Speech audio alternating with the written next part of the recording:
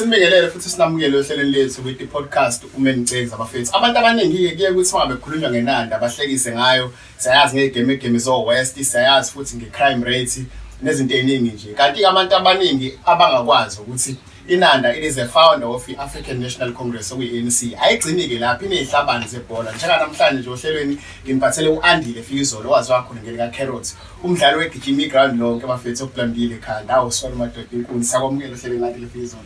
Cha siyabonga kakhulu Menicezi usibeza. Kuyasijabulisa nathi. Yeah, futhi siyabonga. Please take us through Andile Fikizolo ukuthi njengomjida wasenanda ukhule i-environment la khona uthola ukuthi ama-facilities ebhola awekho kangawo nanokuthi futhi awukho exposed ey'ntweni njengama-opportunities but wa-breaka through wagcina usufika kwi-professional level e-football. How did you made it, my brother, ukuthi ufike kalapho waqala kuphi kuyiphi i-development? Okay, Menicezi kama lami mina ngo-Andile isibonga kaFikizolo ngihlala eNanda ngaseDube Village endaweni ebizwa ngeBhambayi. iBhambayi nje kwathi usushilo ukuthi saziwa ngezinto ephinde zibe zimbala. Noma singenayo kisho kodwa hlezi singekho sitravela emazweni amazwe. Yeah, but I know izinto it's not easy. It's not easy for ukuthola opportunity usuka from eNanda understand ukuthi indawo yethu esitekela phansi. Not ukuthi indawo yekamela. Njokushilo phela thina indawo yethu inkulu kakhulu sinje siyajabula. Le MC yakhona yafomeka kuyona leNanda. So but akukho easy. But for me, I won't lie, it was opportunity. And then you were just in the right place at the right time. Take us through, kwenzakala njani ngalo moment. So mina bengifunda endaweni ekuthiwa ise number 8. Oh, I know. Number 8 is Newton C. So bengidlalela isikole kuyi number 8 ikusasa lentsha. So ngidlale from lapho it was sasa lentsha. Oh, Sasa lentsha. Yeah. So it's Sasa lentsha. So I was playing A1 ground in A1 there isihlezi setshenziswa sidlala i-tournament eyikole. And then I scouted with KwaZulu Natal. I went to Richards Bay yokwenza lawo ma-trials lucky. Kanti coach be-development be-Golden Arrows they were there la ngikhuluma khona ngo-George Khanyile, George, obaba kaFike, the one who's playing for Arrows now, owakaMashu, coach Mute, Wanda Ncoya, goalkeeper coach Amazulu. So from there, boom, development Arrows. Lucky, ngifike mina less than a month. Also on a trip so you're overseas. So you know when you come up from Enanda, you show up in the Unesganjiana. Yeah. You take about 3 minutes to 5 minutes to show what you mean I'm there. Yeah, because phela kunalento passion ngisuka we coach. Ngiyayifuna nje lento. Mina I was a fan ye Golden Arrows for such a long time because bekunenhlana lehlahle ngithi uMaster ibi center back ebidlala ku multi choice disc we Golden Arrows. And njalo sinomfethu omdala uNtsimbi who used to be coach nakhona wathi wakhona kwi-Inki nje iYunkana. So bengihlezi ngiyanibukela ngimsupport and by that time ngiyakhumbula ukuthi naze nathatha ngisho ne-multi choice na phesheya. So take us through njengamanje ku-development ye-Golden Arrows because we know ukuthi ufike waba yi-player usuphinde futhi manje usulabhayana ku-assista khona kwi-development ye-Golden Arrows. So uperforma kanjani njengamanje u-multi choice ke we-Golden Arrows? But yabona it's not the same. In our days, remember, sithatha multi choice. We take multi choice 2 times a row. Yes. That was the record. I don't think I can celebrate. Akusakhona ngisho noBhodlela. Bodlela came behind, but he was in that team. He came along in the second season. He was not there in the first season. So we're having the like of Abo Suleiman, the likes of Abo Sbego, the likes of Abo Brendan, the likes of Abo Kato, Ricardo Coles. Fethe besama best kakhulu. So fethu leyanto and the advantage. They were having advantage because remember, Lendema TDC is it's our development better than Vodacom. Although who to us with Vodacom, we were exposed more than NFT. And about they take it, they need to take it seriously under TDC. So for TDC in them good. Will for example, I'm going to pass it down. I'm sure the first time we want to pass it down, I'm going with TDC. Abantu abambona pass it down. Abamas if we atunga follow with TDC angeke maso pass it down. So for us thina phethu kwi-Arrows phethu yonke into right. And then by the way, I'm the first coach odlala iDC. Oh. I'm the first coach owinile iDC eyidlala. I'm the first coach also who played or coach iDC. Wow. So it's the record I'm having. Wow. Now I didn't notice if So for now, going forward, iDC for now, if you check last season, we're having a coach price. He was doing well, but I'm a favor, I'm a result. It wasn't there. That's how I came in engaged. Uguti, team, he told me, Uguti, you can go and help. Maybe I say something. After I decided to go in the ball, I felt on the right. Get sharp. Nama sebengathi bencenga ukukhulunya ncenga kakhulu mfethu. Ukuthi ngiyawile ebholeni, but for me I was said mfethu ngi-right ukuthi for the family yami ekwazi ukuba right. About that one mfethu awusitshele ukuthi because you looking young ukuthi yini enza ukuthi uzuyeke nanokuthi imapha ama team nje ukuchazele bethu ababukeli bethu emakhaya ukuthi imapha ama team oswadlalelile kwi-PSL because I know abantu badideka ukuthi ngikhuluma ngobani abanye abaliqala manje phela because khona abaliqala manje phela selime hype. Yeah, sure. Bachazele ukuthi imapha ama team oswadlalelile nanokuthi uzuyeka nje uyeka ngoba kwenze njani. Okay, through to ijourney yami lapho mina nababukeli nami mencisi nje ukungimema kwakho. Ijourney yami mina I went to Golden Arrows since I was doing standard 3. We comprehensive. I played with Arrows until ngihamba ngiya straight to grade 11. From grade 11, I decided when coach Mniti. That time he was there. He promoted abantu. Mina bencisa on la bengihlupha my bro. Mina phethe ngizokuhambela phethe isonto lonke. Kodwa noma ngilanda next week benzokushayela igoli. Na coach weChico wePirates phethe. Ucoach Ncikazi awufakazi. Na coach Mniti ufakazi. Bahambe kakhulu. So ijourney yami I started from lapho. Ngisuka ngadlala kwi-Golden Arrows ma development. I left iGolden Arrows that time it receiving ayabe khona. Ngaya kwiThekwini Coastal kuMantayi. I played for 3 months khona.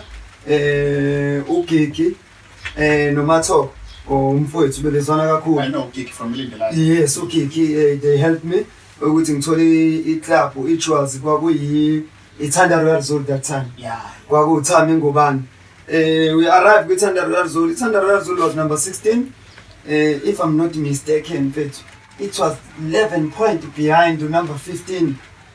La besifika khona nomhlengicele nophumelelo Bhengu. We came nama player amaningi phethu. Mhlambe that time signing, if I'm not mistaken, bese about 15.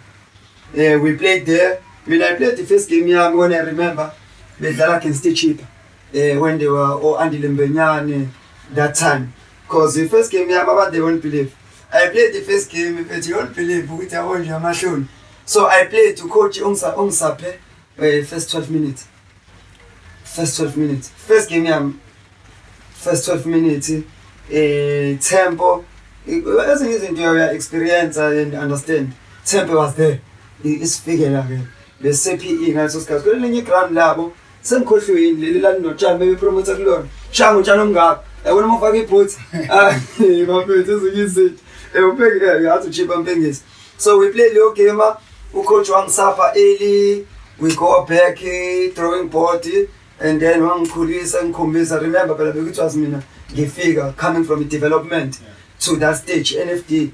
And then I played. The second game I played with Uputwam on season. He was playing left back, the Bison Gomatok, toes and figures.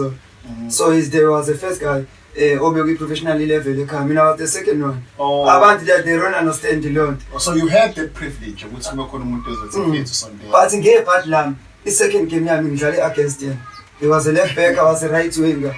But I want to talk Kashela uzuthi bafo. Ukhohlwe ukuthi sedlala ibhola manje usenalento uthi bafo. So move on my third game. Mhlawumbe ngashaya ipara kabini or kathathu kuleyo game leyo. And I remember because kwathi uyangiyekela because he get fine kuleyo team ekade idlalela igame yami yesithathu. You won't believe it was yona Orlando Pirates. We played against Orlando Pirates, we won Bank Cup.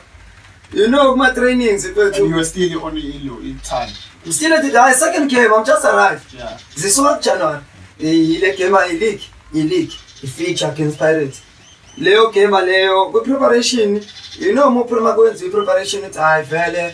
I call him a beast. Beast. I'm a player as a big. Mina ngibiza ngeBeast.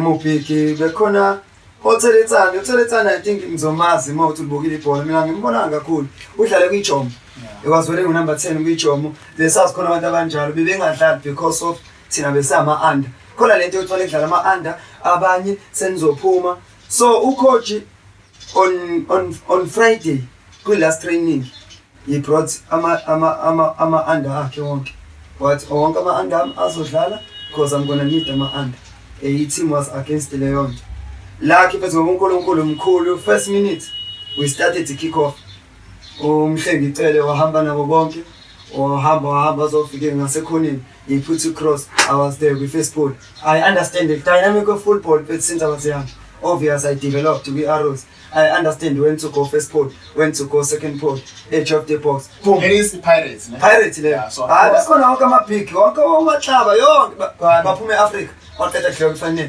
second game bephuma kwifinal umeyo bamapinal kwa first ball goal ayina mayibo ukubona ngikorile hey mfethu yeah kunganake idlala igame around 18 minutes 17 minutes it was a corner mina bengine pace so bengibalinda la ngaphandle abaphumayo ngiphuma nabo ukuyokhava vela was there ukuthi ngiyokhipha bola ngaphandle abantu ba recover le head mangumla la head ocaba eclearisha ngaphandle kwebhokisi uqhamuka lapho ngisho ngenye into la eshaya great down yegoal it was second goal it was my breakthrough ngitshela ukuthi emva kwalokho we go to half time bese ngizwe njani inhliziyo kwakhona abafuna angena angazi na ngathi uyaphupha hey ngikorile nami ke bese nginale into confidence nami sengiyabona changing room no coach naye akakhona unalento ukuthi ucoach iyodwa into ayisho manda 23 yami you done your job impi yami seningilwelile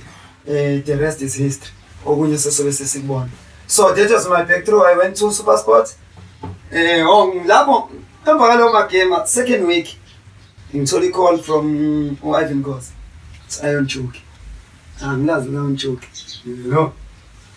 yebo sanibona shangenye ifoni yami nokuphela icime ngishaya amafoni awu3 ubhengu yokutshela ubhengu afika chaza isitori sami you don't believe so ngishaya amanye amafoni yokhuluma ne-Iron Choke on Choke uba on Choke amazo on Choke Ivan Gos la nona Ivan Gos wafonela mina lo ithatha number yami ngivale ifoni ngitshela iphumele ubhengu ngifethe uthi Iron Choke ethi ubhengu uyena ngempela it's possible ngithi ngifonela abantu bePirates mina mfethu angiyeke musongiphethe hayi mfethu ngoku ifoni tiki hayi bokuthiwa thola icall hayi nango Bobby useZimbabwe uthi Mlindi what hayi mfethu kwenzakalani that time bengayena umuntu ophuzayo same time thina ngiyekhaya ngabona ngale hype ukuthi ngifuna ukubonwa ngasekhaya mfethu mfethu naleyo nto leyo ngana ufuna ibone ukuthi kubonile lalela ngisazofika lapho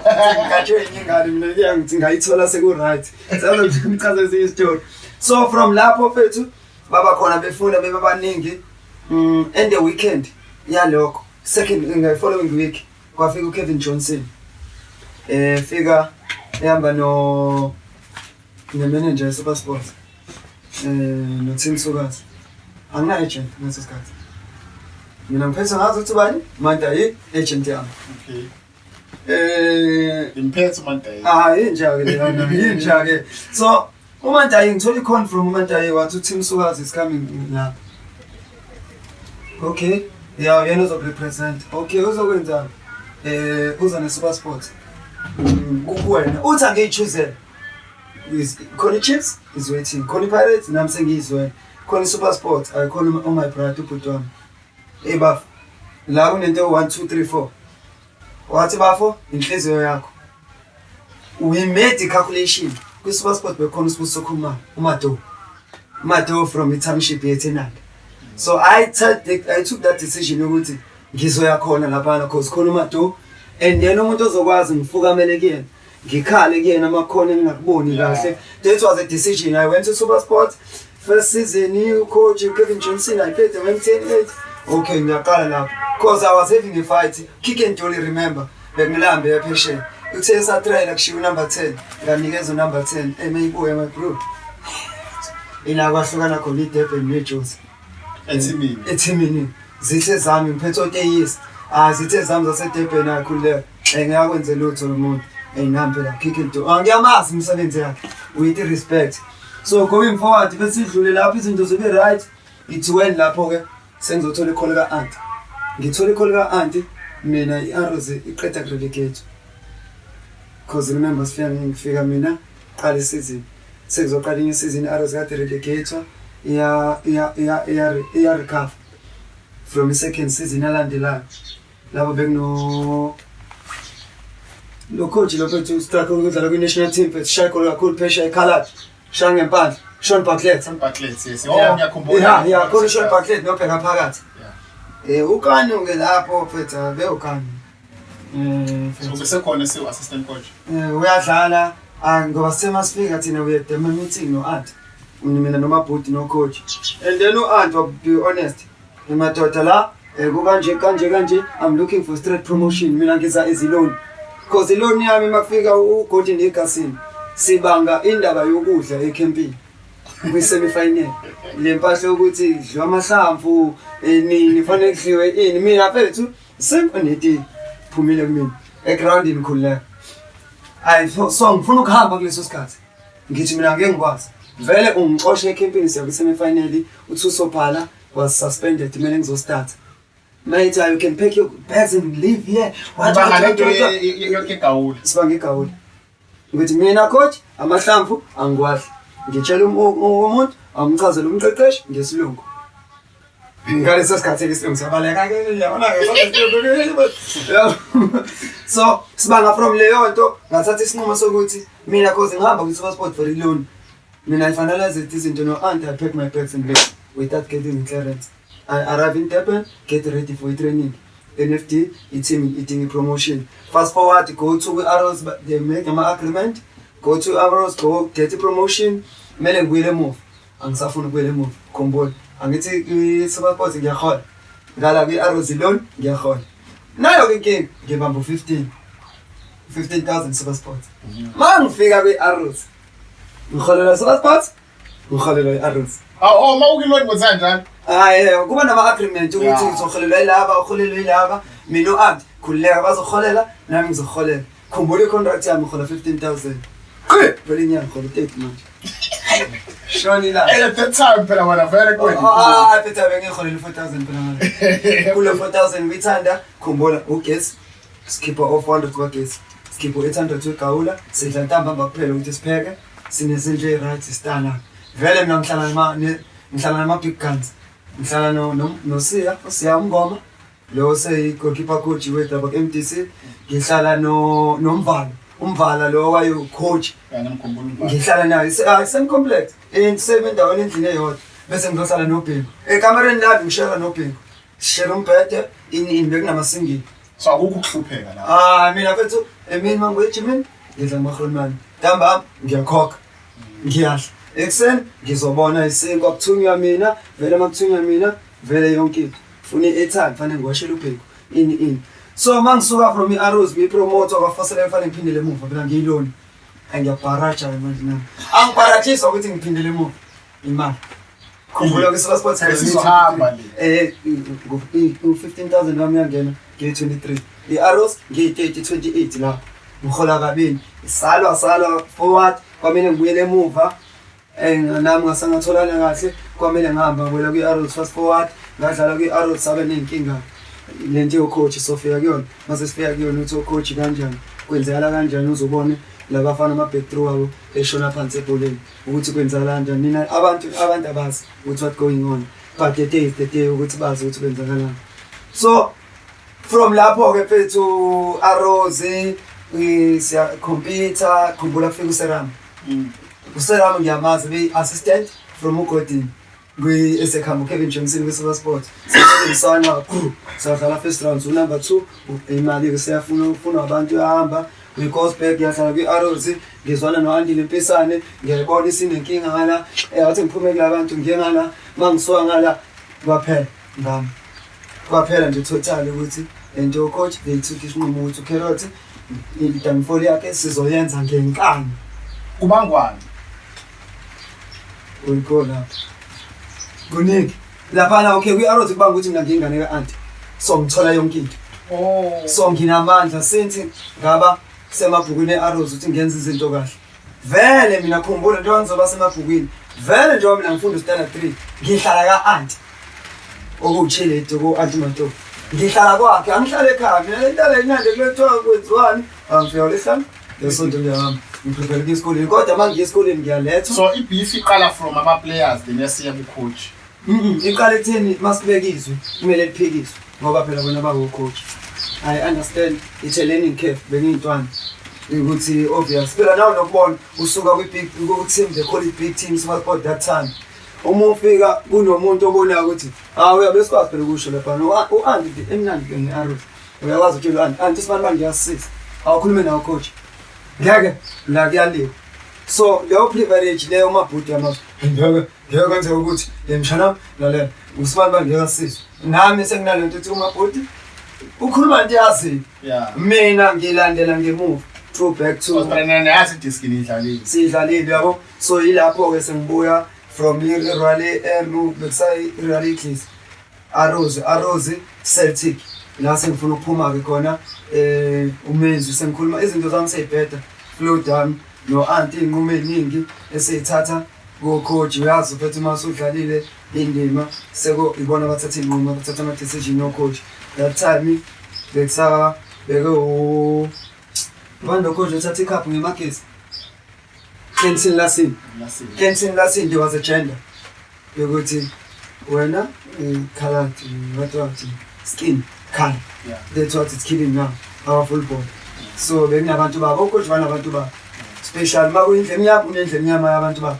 makwabelu unabelungu nje ukubona mfethu nawe uyazi unayo bayazi nabalaleli ukuthi kwenzeka kanjani so mina ngakhuluma nomenzi so kusekumele ngibuyele kwi-Arrows angikwazi ukubuyela khona uKentin Lasin anti ngaleso sikhathi usayida naye so mina ngaleso sikhathi remember ukuthi bengikhona kwi-development ngaba khona ko-DDC sa-promote team sadlala isizini so number 2 kwi-league yavala that time ile season ethathwe ivet was number 2 was number 1 kumele kudlale nayo i-home game beze kuthini so vula nawo masingabadla singabajomba sibashiye so sikwazi ukucontesta i-league i-Arrows was number 2 that season so nginaleyo nto ukuthi after amandla mangaka and the effort izinto sengingavele ithene down kanjalo and then phetha I have to took it as a man ngithola ama-advice ukuthi phethu omenzi abangani bami umenzi maso phethu ngikhulumile ne-Celtic team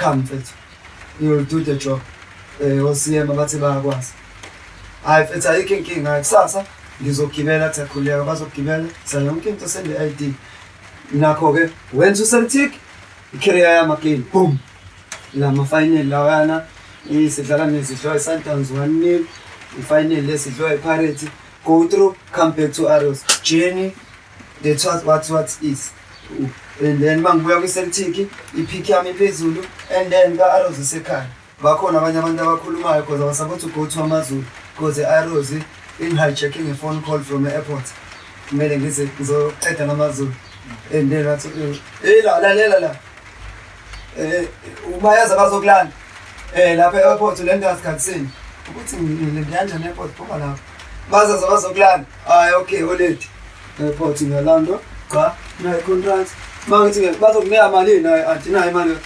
ngikadela ngo-10 hawu anti yasolana oledi lami mfethu naso esikoleni manginama-cases bekufika yena or efika ucoach manje mncikazi so ekhaya nje ayikho into abayaziyo esikoleni so isiqumo-ke lesi sokuthi uswena udecide ukuthi uyayeka manje siqhama kanjani I came back kwi-Arrows from Celtic khumbula i-pick yami kwenye i-pick that time phethu bengiyi-contender yokuthi bengingasana ne-Pirates because I was talking into stream bengingasana ne-Sundowns because uRolani naye bengikhuluma naye no-coach Mangcobo so bengisuka nje kwi-Celtic ngiphelelwe i-contract angifuni nokuvuselela ayikho into engiyifunayo ngifuna ukuhamba mina ikhanda lami ngiyahamba in mangifika kwi-Arrows ngifika khona ukhanda uvusimuzulakazi remember mina mangifika kwi-Arrows i-Arrows ngithatha ukuthi sekhaya mangithi ngiyabona ukuyibona ilevel ubona team yethu is not balanced. Mina remember I was a winger, the right winger, left winger, number 10. There was umfana wala eNandi 2 mphosha nemamaze abaningi kuma tournament owathi ukhona yeah ngiyambona ispotsholo bazombona baqeda ukuthatha le tournament yasegoli no a win. Mina I ngihamba ukukhuluma no anti nomfana eyiwinga. I understand ukuthi ngiyiwinga but lo mfana ngicabanga ukuthi angasisiza when nami ngingenzi kahle nabanye bengenzi kahle. Remember leso sikhathi uSulu ebengabona abantu bongabhilive bekwabantu sithi bazodlala, so wanted abantu abazoqinisa team yokuthi iqasi wise dribble aside pace. I brought that guy. I tried in the team. I remember we Premier Cup kumele kudlala eThekwini. Istory siqala lapha. Umbuzo wami uthi waya ngasayini bathi ukhona nje wena eSewini. Ngithi mina wathi if ngiyalimala kuzokwenzakalani whatsoever if cup or hot uyalimala, because remember that time it was Maput Mahash kutokashi Mahash hot it's me kanye socela shitona. Uyabona nje ukuthi team yethu vele sasinesipho yodwa Prince Mumani, so ngifuna abantu fethu ukuthi sebabaningi shintshane. Uyabo remember phela mina ngidlala ngiyaqala ku first team ngakusasa ngiyatravel ngiyaqala ku TTC, so iqala ngalapho iqala ngale yantwana we by angithola information ngaleso sikhathi. I found out late nami sengasekho ku Arrows ukuthi intwana they offered ukuthi anti ngekho kuyisayini but bamele ukuthi fanele keep amaphepha aside.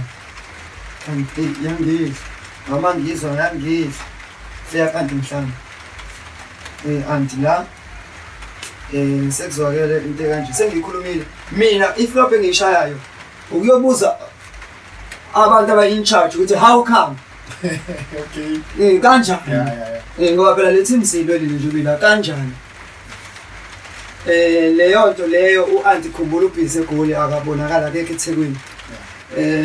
Kwangazi ukuthi yakhulumeka iyamonitoreka kanti there was a plan ukuthi ngikhule down bese ngiyakwazi ukuthi kuvuleke indlela zokuthi mina ngixoshwe i-technical staff. Ngixoshelwani na?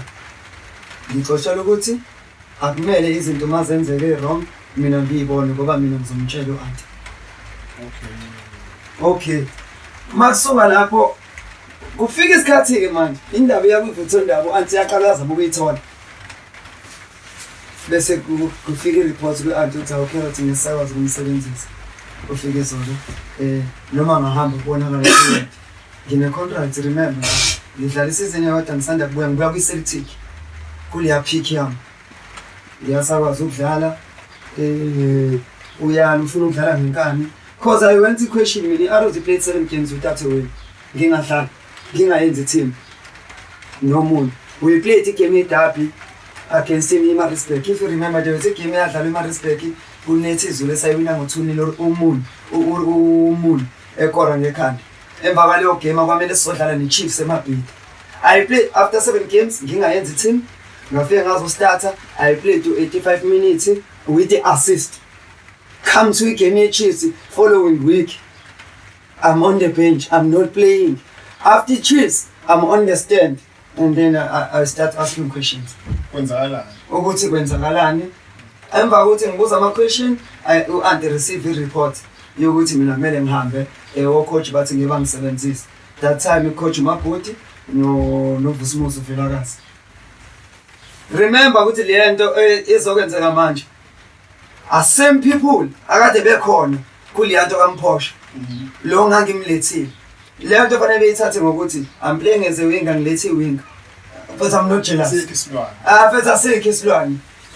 Nami ngizama ukuthi mangibona umuntu oshisa for i-Arrows they must come from lapho ke fethu hayi u-anti but there was a report engayishiya engathi mayiqeda usema ukumfonela ethi ngiyazwa kuthiwa awunawo umsebenzi mina ngiyawazi amandla akho you will come kwiPolokwane. So mangihamba inhliziyo yami ibuhlungu I cried fethu.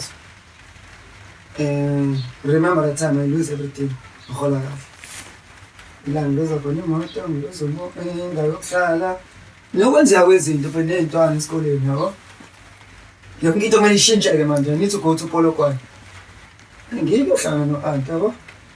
It's anti ngiyakuzwa ngiyahamba ucoach bathi ngiyanisebenzisa yabo kodwa ungenze ifavor can you please check ngambalela abantu no 1 no 2 no 3 no 7 I don't believe ukuthi bangaphezulu kwami ngokudlala but they are playing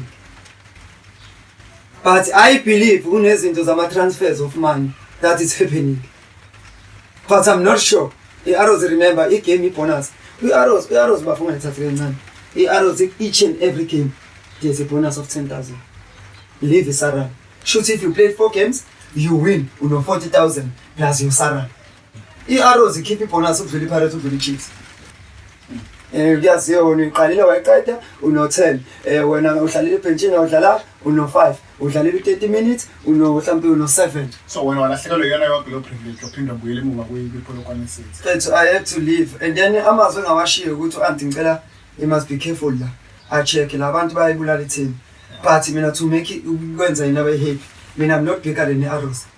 Arrows is bigger than me so auntie can't decide to become a coach because of a play auntie I'm leaving because auntie uthi yena ucabanga elami lithi I'm leaving for the benefit of the team so kubalekile ukuhlonipha uSherman eteamini ngoba sesibuka nje njengamanje ugcine usubuya usuzo coach ibhara nje usubuyile futhi ukhombisa khona ukuthi sekhaya njenga namhlanje ke sesonvala uhlelo bengifisa ukuthi usithathe through nine game namhlanje nidlala neMamelodi Sundowns are the biggest giants kwiPSL nje wasazi ukuthi ibona nje abathatha ama league consistently yenzeka ke nibashaya nabadominate futhi neKaizer dominate nathi futhi ngokunjalo ni team strong kakhulu nibhilivele intwaneni so namhlanje game namhlanje njengoba ku Heritage Day awusitshele ukuthi ngabe mhlawumbe iziphi intwana othemba ukuthi nizogadla ngazo and unesure ukuthi hayi cha abadabuli namhlanje mhlambe bethu first of all nje bethu let's put this part coach Manqoba Mnisi is a big coach big coach and with the coming from the Sundowns he knows the Sundowns the last time Arrows he won a cup it was coach Manqoba Mnisi 2009 remember let's go back ayikaze yawina icup ungayibali promotion so njoba kubuye yena he goes back remember we promoted Okagiso Tigasho they went overseas we promoted Papiso Tshwane Sundowns he was promoting abantu so for now he came back with a lot of promotion of youngsters remember with Kotabadlali youngsters the likes of Abo Poison Abo Bubis the likes of Abo PK from Inanda and Ngauthi Amas he promoted Abo Buturi from DTC so for now a team usayihlanganisa is still gelling but it's still early also we going to Sundowns effethu mina ngiyamthemba we understand the Sundowns is a privilege ukuthenga wonke umuntu njengoba ubonile they brought someone from Portugal I watched that amavitalo wamuntu I think it's bigger than that Ribeiro ebenikhala ngayo but effethu for abantu esinabo with the experience there at the back the likes of Abo Cele left back the likes of Abo Shitol the likes of Abo Chiane Abo Kumalo overseas nalentwana leblondile ekhanda ekhala it's a poison lapho on the side we're gonna check kodwa ama game but the tempo will also coach now is checking the tempo of the game was not the same remember with labafana ucoach abapromotile less than a year they were playing Super League Vodacom DTC not NFT there's akekho kuyadlala NFT only came master from okade dlala ukhumana oke wadlala NFT so phethu ucoach ngamagale lakhe the way we look of things because manje he brought everyone ucoach be development everyone he attend is supposed to attend the first team training ama meetings so the way I understand mina and the learning curve engijika ngayo manje kule shape engikuyona afela nje singabathinta you won't believe and I was telling ngomunye izolo sibuka Celtic nalezakhe Pirates ngithi uSiyema is a good coach and also a lucky guy same thing no coach Mncidi yena with the experience as a good coach is also a lucky guy lucky with the effort ayifakayo to prepare to Sundowns for us we believe he knows the Sundowns but some personnel you don't know but score predictions sesiyivala nje mhlawumbe ufisa noma ucabanga ukuthi mhlawumbe bama over 2-1 mina ngifisa isifiso sami because phela mina original ngisupport on Arrows. Okay sabe no Pirates Sundowns umdlalo istraka ngoba Sundowns Renas Sharulile sometimes bamnika amathuba kulezinto. Okay, Renas ngaba ingozi asholele ngaba ingozi. Lo number 9 leyamlunga. Lemise ifethu uMatthews futhi uzakabi lezi. Ngeke sekathi. Aphala la ngempela ndaba usedepel phela sikhe Pitori bafo play ngo. Lemise it's gonna be we can go with 1-0 or 1-1. Ngiyabanika benefits of the doubt that the champions champions party with abantu abeza ngabo I don't think they can beat us. Abekho mnandi izinto. Mbukeli wethu sesivala nje bafethu izwi esingafunda kulona libaleki nakho konke ukuthi uma ngabe uthole umsebenzi kubalekile ukuthi uyiphathe kahle nokuthi uhloniphe abaphathi bomsebenzi. Ngoba noma ingakhona ama challenges abantu abakhiphayo emsebenzini ama sabotage ngendlela ethizeni ubuye ugcine khona ekhaya ngoba ekhaya kusekhaya. Andile Fikizolo ube nezinkinga kakhulu iGolden Arrows wahamba waya kwamanye ama team kodwa waphinde wabuya futhi njengamanje seyacoacha eGolden Arrows. So kubalekile kakhulu ukuthi uhloniphe abantu abakuphethe emsebenzini noma ngathiwa bakhona abantu abakushaya ngekhwephe uzophinde ubuye futhi bese ekhaya. Siyabonga kakhulu. Ngiyabonga ngathi kwami bese sivalelise ukuthi babukele kubathandi bebhola nalabo abafuna ukudlala ama development. Siyacela madoda mandlala kunale problem le ukuthi umuntu akufonela akutshele ngabadlali. Bafethu let's understand kunesikhathi season December to January, it's when we're looking for our new players. May to June, that's how we're looking for our players. So abantu they looking upset if we're telling a player, the season might say on, we don't have time. We're going to see boogie player because we'll be challenging. See a challenger we season that so we're assessing the team. None of our mother special go coach. Milan page go Andile Fikizolo on Facebook, coach Besuba Andile Fikizolo also with TikTok abalivulayo. But many things will try ukuthi anikhombise lona. Abantu will prefer ukuthi player. If une team, une player you think mina ngicebisile ready. But do a video, madlala game, thatha ifone yakho. Do a video and then it will be easier for us. Masibona ivideo. Then uzositshela ngeplayer lakho because manje abantu will be painful. Mina I'm not a coach. Some other coach bazokutshela ukuthi will give you 2 weeks, will give you 1 week. Mina I'll give you 20 minutes. And then I decide. The basic of football. I decide. Receive and pass, how to run, how to create a space. Us as coaches, okunye sokwenza bafethu siyacela ukuthi uma une player special Durban nanoma ikuphi inki special la eThekwini inini ne privilege yokuthi sinikeze opportunity yokuthi abadlali benu anifuna ukuba bethuthuke or nifuna ukubabona or any believe ukuthi they are ready to be ngadlala kwi DDC or ku SAP we Golden Arrows. Do those videos, send it, try to check kuba ngama video because muzositshela ngomdlalo uNtswempu nami ukhona wasekhaya uNtswempu kodwa ngabhilonga ukuzodlala kwe Arrows. Mfethu wami siyabonga kakhulu. Sibonga. Siyabonga kakhulu bakithi. Thank you.